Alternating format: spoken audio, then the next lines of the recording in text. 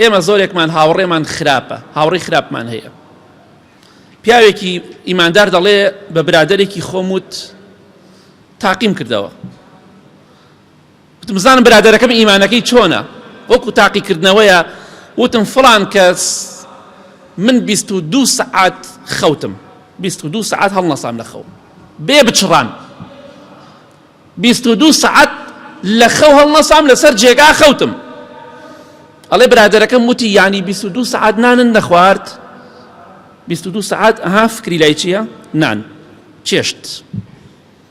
ئەڵێ هەمان قسەم بە برادەرێکی ترم وت بۆی تاقیکەمەوە، وەکو خۆشیە تاقیکەمەوە، وتم 22 سەعات بەیەکەوە خەوتومە و هەڵنەساوم. وتی ئەی نوێژن نەکرد؟ یعنی 22 سەعات نوێژ نەکرد؟ لا تصاحب إلا مؤمنة. هاوڕەتی کەس مەکە، پێغەمبەری خوا فەرمێ صلی الله عليه وسلم إلا ئینسانی ئیماندار نەبێ. تەماشاکە ئەو دڵی لای خواردنەکەیە، ئەمی دڵی لای نوێژەکەیەتی. کامیان پشایستەی برادەریە؟ ئەوەی کە دینداریت فێرەکەت.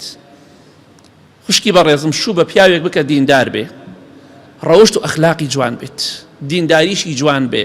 برای بەڕێزم، ئافرەتێک بهێنە دیندار و خواناس و ڕێک و پێک بێ. تەماشا ئەەکەی بۆ هەیە کەسێک ئەوەی کە لە دڵیایەتی دەری ئەخات، 22 سەعات نانن نەخوارد، ئەوش ئەڵێ 22 سەعات نوێژ. ئەی نوێژەکانت؟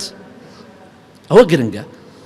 ئینسان دڵی لای نوێژەکەی بێ، دڵی لای عیبادەتەکەی بێ، دڵی لای خواپەرستیەکەی بێ، ئەڕوا بۆ هەر شوێنێ بزانە نوێژەکەم چۆن بکەم لە کاتی خۆیدا. کەواتە ئاگادار بە، ئینسانی ئیماندار نەبوو هاوڕێتی هیچ کەسێک مەکە.